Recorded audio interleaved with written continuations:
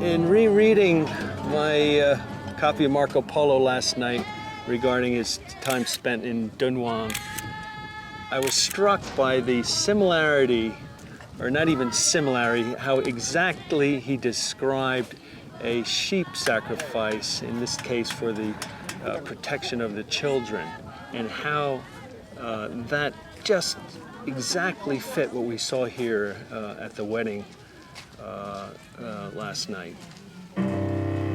Of course, his critics say it's not what Marco described that raises doubts, it's what he failed to mention. There are some very serious omissions which do really seriously make one question whether this is an eyewitness account. He doesn't, for example, in China, mention chopsticks once. He doesn't mention drinking tea, although his defenders would say, well, that's because he didn't like tea. Perhaps he preferred wine because he was Italian. He doesn't mention the bound feet that he might have seen on certain Chinese women. So these omissions are a slight problem, I think. I think it's important to show not only what Marco described, but what he didn't describe, and try to come to some answer as to why he didn't describe it. I'm looking for the famous village with the women with the bound feet. Now, bound feet women don't exist everywhere in China because it was banned about 100 years ago. But in these far-off provinces and faraway villages, there still exist quite a few of these women who are now in their 80s and 90s. This particular village is famous because they formed a troupe called the Little Feet Dancing Troupe, so I know they're here.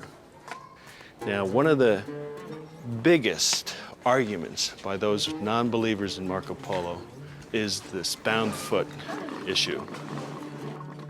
However, I think he did talk about it. He describes the women's gait as being very dainty, and that each step is only a hair's breadth in front of the next step. That, to me, is describing the way a bound-foot woman walks. The other thing is, he would not have seen them since they all wore long dresses in those days. And therefore, in my opinion, for sure, he talks about the bound feet without ever having seen them. These women have the smallest feet I've ever seen.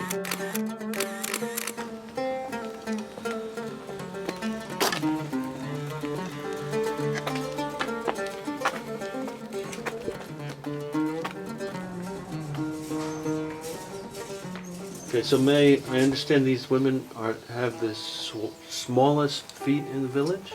Yeah. Can you ask how old was she when they bound her feet? 哦，奶奶几岁开始割？很小时候就开始割了。我小姑娘就割了。哦，几岁呢？哈，大概。小姑娘4、5岁我都睡觉割了嘛。 4 and 5 years old. 4 and 5. Yeah. 而且那时候脚伤了去，现在伤了嘛，白血看了慢慢嘛，天子可能放个带了去。没得会割到割些。So at that time, the women they have to have a very smaller, very small feet, Right. so that they can marry a very good person, and a rich person. Could I take a look at that shoe? 可以给他看看，我给他看看嘎。 那边穿着了。 And who makes 哎， these 是男 shoes? 生的耶，是这个鞋子是哪个做的？做7、8双，戴了眼镜，哎戴了眼。 ，she wear eyeglasses and made this. Oh, And so she this made them is she, herself. yeah. Wow. Invite other people to do for her. Here. Do you mind if I see how the size compared to that? Unbelievable.